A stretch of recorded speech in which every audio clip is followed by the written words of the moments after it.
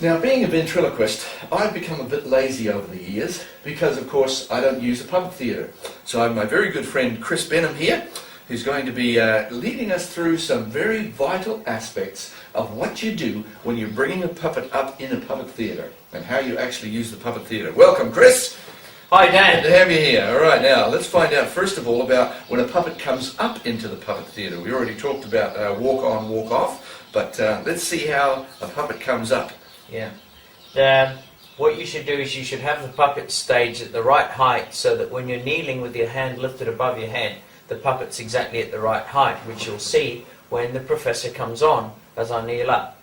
How do you walk a puppet onto the stage? Well, you start off on your knees, and what you do is you walk the puppet up if you've got it on your left hand, walk it up until your arm's extended, keep him walking, and then what you do is you come from the kneeling position up to the high position like that, and you'll see the puppet is on the stage. Good morning and welcome. My name is Professor T, and I am a nuclear physicist and also an expert in puppet perambulation and movement. Hello, Dan. Welcome to see you. Good morning. Hello, Professor. Good morning. Yes. Shake hands here, How do you my do? good Yes, friend. how do you Good do? to have you here. Yes. As you can see, I'm now on the stage in a natural position. Right. Right. Yes. Looking very good too. Thank you so much. Very good.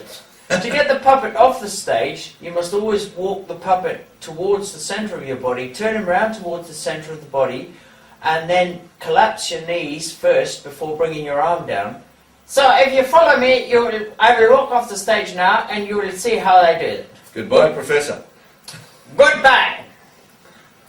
Walk around like that, then as you turn the puppet into your body, slowly collapse you down onto your heels, and then just bring the puppet down like that, and he walks down. This has got a couple of points. One, that brings the puppet into the center of your body, and if you're working in a stage, you'll find that you're very, very cramped for space. And two, it looks more natural to walk him off like that. So you're ready now, the puppet's sitting in your arm, and you can move off the stage and let the others carry on. And as you can see, you have to walk the puppet on that way. If you've got two puppets, then obviously you've got to learn to use the puppets both left and right hand, because you cannot walk a puppet off the other way. It's just physically impossible unless you're double jointed or triple jointed. That's right. Yeah. Okay? Okay. So we'll just walk the puppet on again for you, just so as you can see. And it takes a bit of practice. So you start sitting down on your heels, okay? And then you start walking the puppet, just bending, as Dan has said before. You flex from your shoulder and your wrist and your elbow. You do not flex your wrist, and then up you come, and the puppet comes up and comes forward. So it gives a very good idea of forward motion. Good morning. Perfect. And now I will turn and leave. Turn the puppet as you walk the puppet round. Turn him round till he's facing the back, and then collapse your knees back down onto your heels, and then bring your arm down. And the puppet will then walk off the stage, and it will look more convincing. Perfect motion. Yeah. Excellent. It's these small tricks that make an average puppet show a really good show if you get all these little things correct. So it's really worth practicing these. And put some more in. Yeah, okay. Are we ready? Right. Okay, we're about to show you some of the common mistakes. One of the worst puppet shows you may ever have seen, but probably you've seen some others. But anyway, have a look and see if you can pick what is done wrong in this show.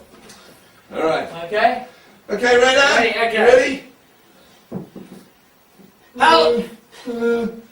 Hello, Reverend Beagle. Hello, Professor. It is welcome to see you today. Yeah. My, you are looking good today. I'm really pleased to see you today. Where's my lines? Hello, Um, everybody. It's, what day is it? Friday. yes. Yeah. And it is really good to see you today, and we are happy to be on the show as I read the script across to the left. Oh, goodbye.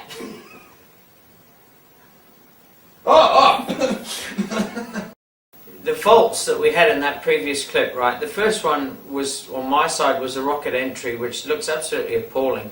And basically a rocket entry is, hi, here I am, you know? And that looks really bad, and immediately the play is lost, right? The next fault we had, of course, was that the professor was this high on the stage and he was just leaning over the stage. That's really bad. The puppet should be halfway up the stage. In other words, where your arm would normally sit, that's the height of the puppet, right? Where the stage should be. Where the bottom of the hand is, that's where the stage should be, so that the puppet's exactly right on the stage. The other fault, of course, was that the puppet started to follow the script. As the person read the script, the puppet was following the script. The other faults, of course, were lip sync was totally wrong. The professor was speaking and then wriggling his nose up and down, instead of speaking and dropping the jaw and speaking correctly, like this, speaking correctly, which looks natural. What the professor was doing was speaking like this, and then like this, and of course that really spoils a puppet show. The other thing was, of course, we hadn't read the scripts, we didn't know the scripts, and we were reading the scripts, missing our cues, which made the play totally disjointed. Of course, the other point too was that when the professor was talking to Reverend Beagle, and when Reverend Beagle was talking to the professor, they weren't looking at each other. And this can happen with children. If they get tired, they're holding their hands up like this, the puppets get soft and floppy. The other fault was, of course, mouth open, looking at the sky.